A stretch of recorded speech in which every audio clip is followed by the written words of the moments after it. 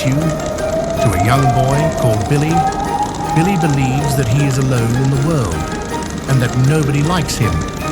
There is, of course, no reason he should be thinking this other than his own opinion of himself. And this is what he learns over the course of one lovely Christmas holiday. And he also learns a whole lot more than he expected to. But this is no bad thing in Billy's case, as you will discover. Just as soon as I have finished having fun on this great magic motorcycle, which my chief elf Wilf created for me for the urban streets of the world. Billy lives in a lovely little town in the mountains and is an only child. He has a mother and father, but his father works at night driving his truck, so Billy hardly ever gets to spend time with him. His mother is very kind and very homely and would certainly prefer that Billy stayed indoors rather than go out into the world. She doesn't trust very many people and would wrap him up in cotton wool if she could. As a consequence, Billy does not have very many friends as yet, aside from the few he has made at school, but they do not live very close to Billy, alas.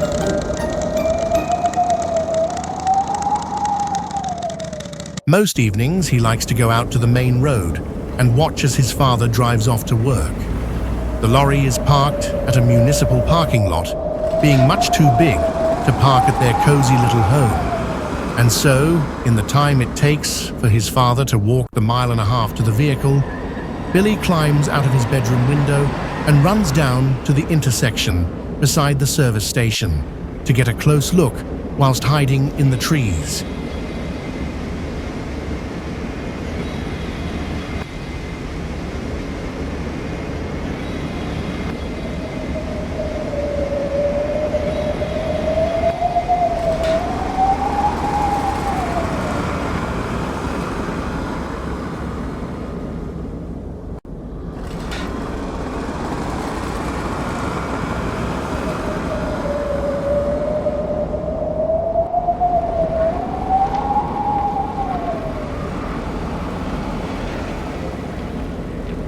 Sometimes Billy spends hours at the top of the secret mountain. It isn't really a secret one, but to Billy, it is his secret place.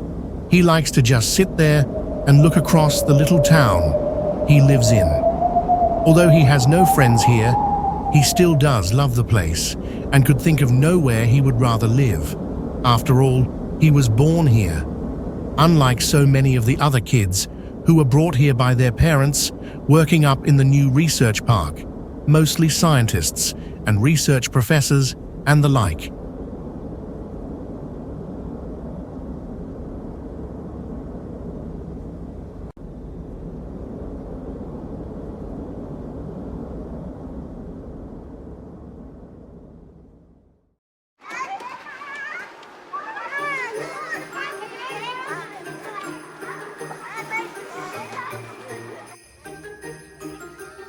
I want to skate too, but the other kids don't like me, and I can't play with them.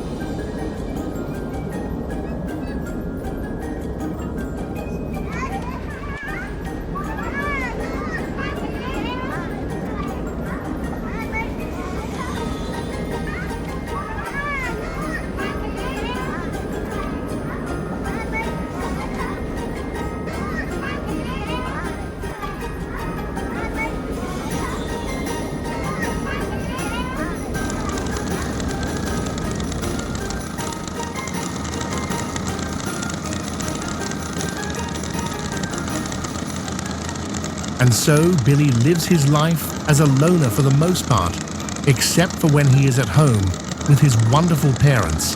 They never tire of him when he is at home with them, and with Christmas fast approaching, He was looking forward to doing just that and eating his mother's wonderful cooking and all of the incredible baking she would be doing.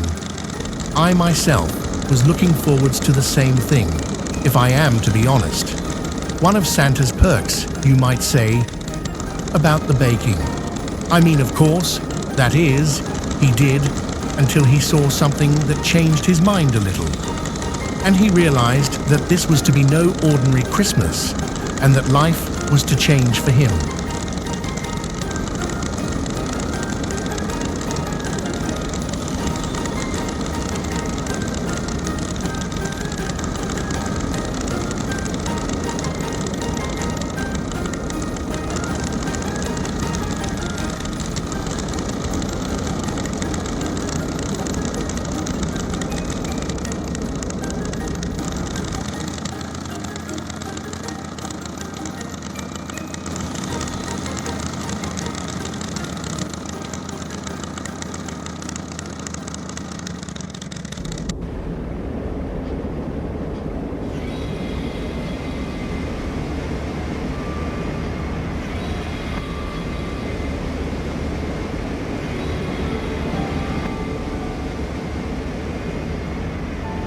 His father works long hours.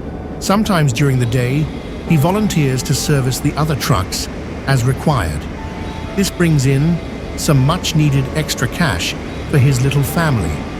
He is very much looking forward to spending some time off with his lovely wife Carmen.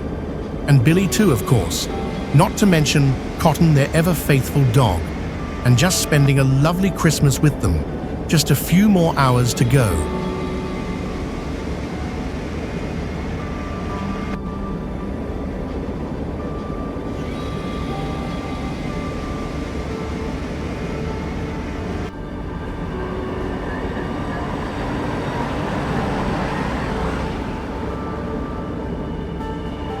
But on one of those evenings, Billy discovers something about his father that he did not know, and learned a truth, one that had until recently eluded him. For on that evening, he saw Santa in his sleigh, and what's more, he saw his father hook his lorry up to a large trailer and sleigh set that belonged to Santa. And tonight, he was one of Santa's helpers. Santa himself was in the back of the lorry and his magic motorcycle. His father was very familiar with Santa, and they even seemed to be pretty close friends, Billy thought.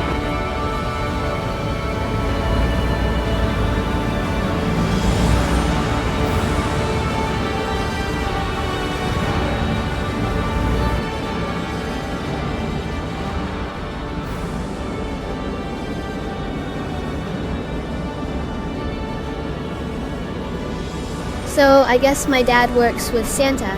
That's a real secret.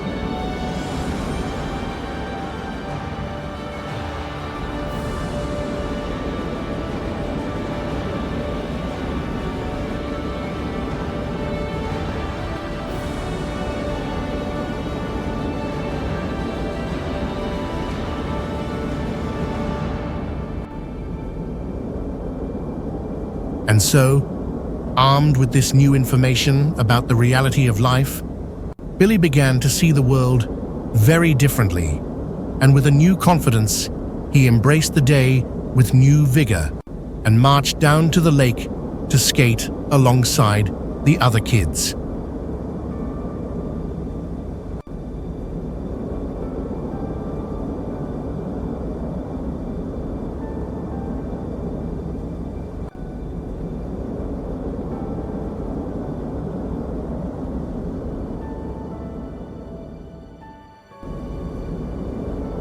What do you know? I came out to skate today, and Sarah asked me to join in and play with the other kids.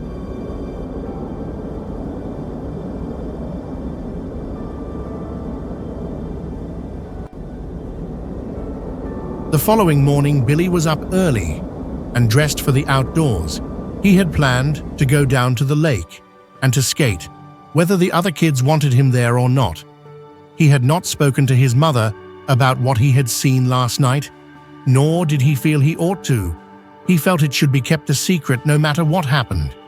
He just felt it somehow, and so off he made for the lake, where he could rest his mind and have a little fun.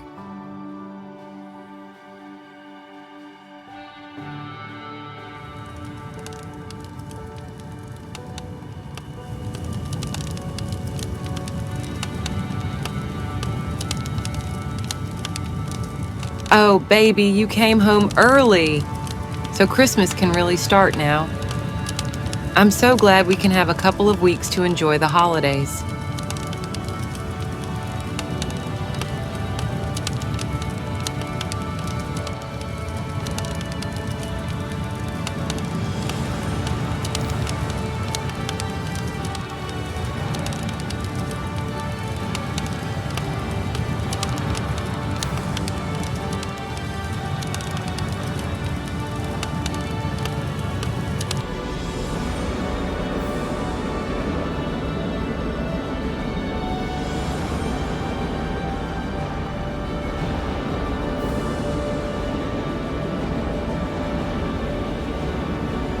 Hey Billy, where have you been all day? I have been baking all day. Take a seat and have some cake. Okay, Buster, but before you do, I want you to go change out of those wet clothes.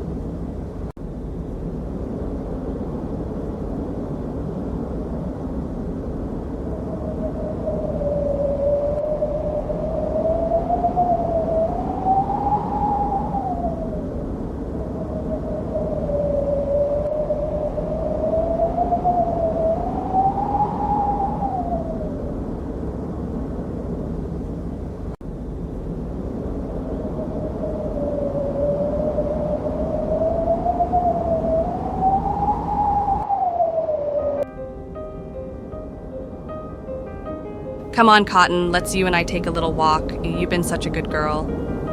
And well, we don't mind a little snow, do we?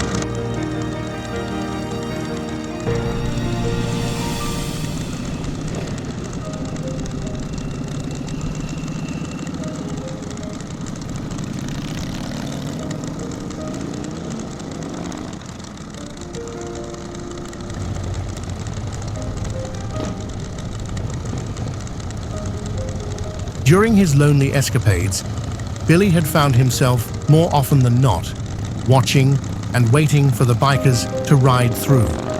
Sometimes they would stop and take refreshment, as this was the only rest stop for some miles before any further civilization was to be found.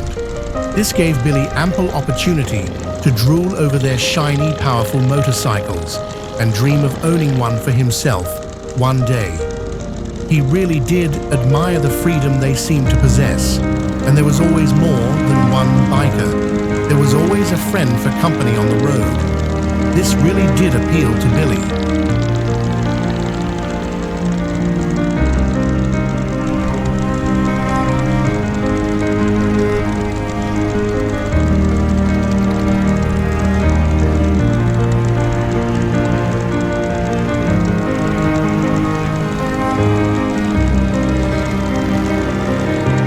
He also liked the trucks and big rigs that pulled through. As his father was a truck driver and mechanic, he had always enjoyed engines and machinery. It was just that the bikes were far more appealing than the trucks and lorries and cars, and that they also were far more cared for by their owners, and that was very clear to see. This also appealed greatly to him.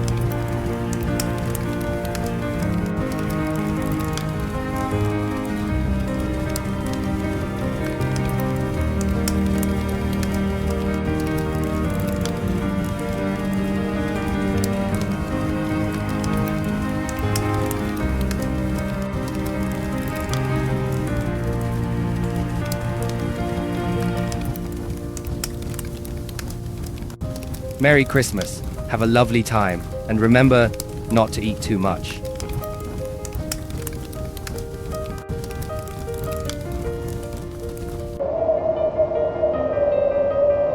Time has a habit of moving on, and this was no exception for Billy. As he grew up, he also grew in confidence, and he never looked back on his old life of doubt and worry. My motorcycle had sparked a new interest in Billy the night he observed me loading it onto his father's lorry, and as a result, he had begun to notice the motorcycle clubs and riders that often rode through his town, and he longed for his own motorcycle one day, and this he promised himself that he would do.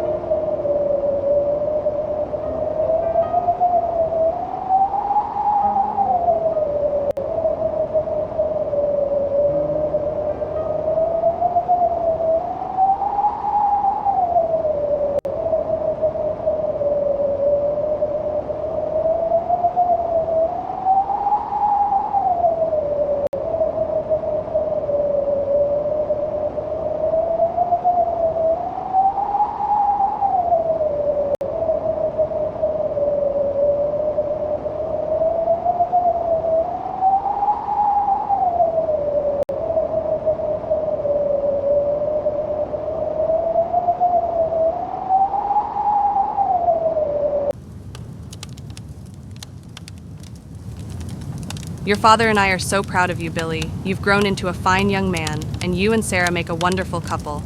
We wish you both the very best life can give. We will always be here for you both, if you need us, and of course we have a mutual friend who is always willing to lend a hand.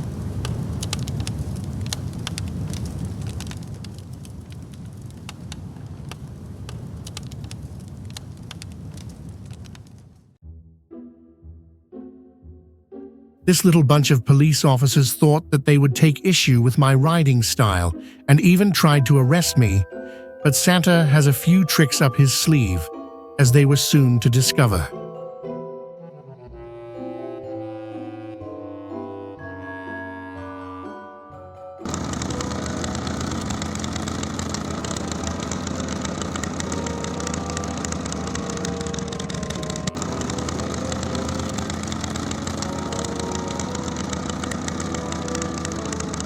You know, chaps, it's a terrible idea to arrest Santa on Christmas Eve of all days.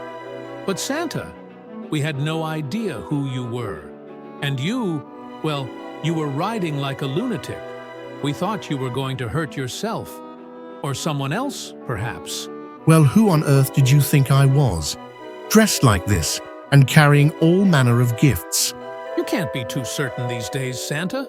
Who knew? But Santa, you've placed us under a spell. How long will that spell last, sir? When will we be freed? Oh, that. Oh, don't worry. It will wear off around New Year's, I should think, with a fair wind in the right direction. Oh, no, Santa. no, Please, sir. No. Have a heart. Well, I'm sure it will give you all a chance to get to know each other a lot better. And none of you will be Santa. spending Oh, Christmas no, sir. alone. No. Have a heart.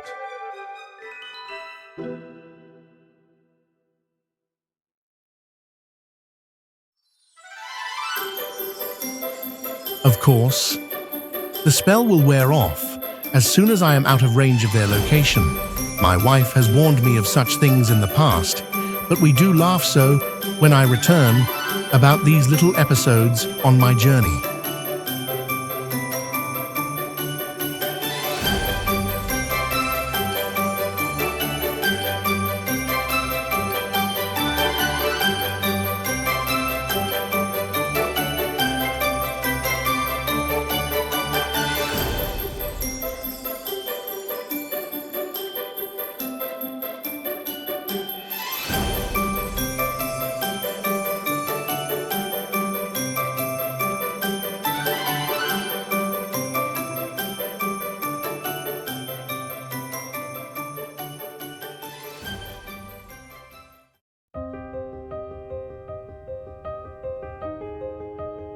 As the years passed, Billy did indeed grow into a fine young man.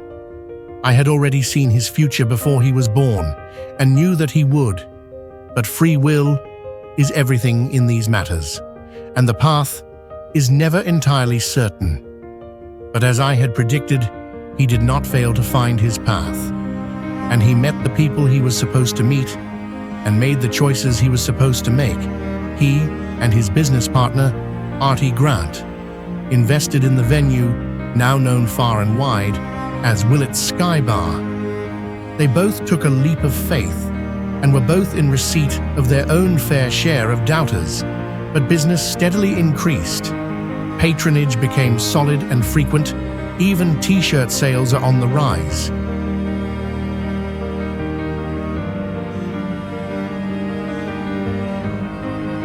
Good things are in Billy's future, including his efforts on my behalf.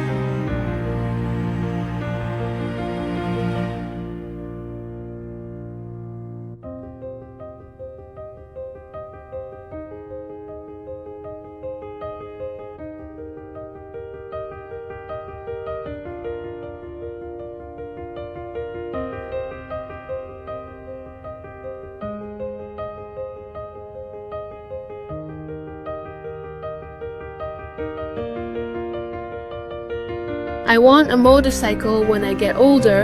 I want the freedom to ride wherever I want.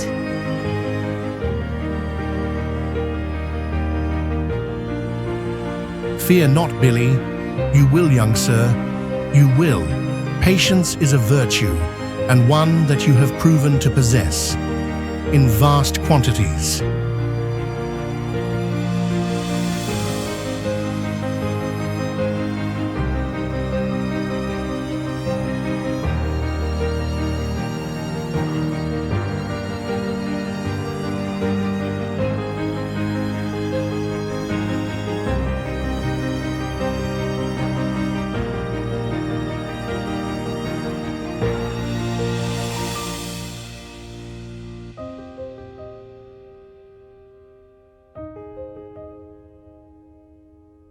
I really hope Billy gets home soon.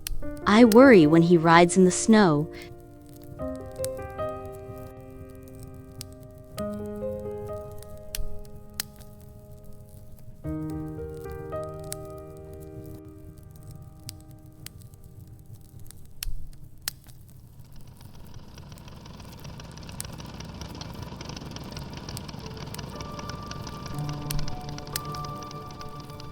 Well, true to his word, he did buy a motorcycle.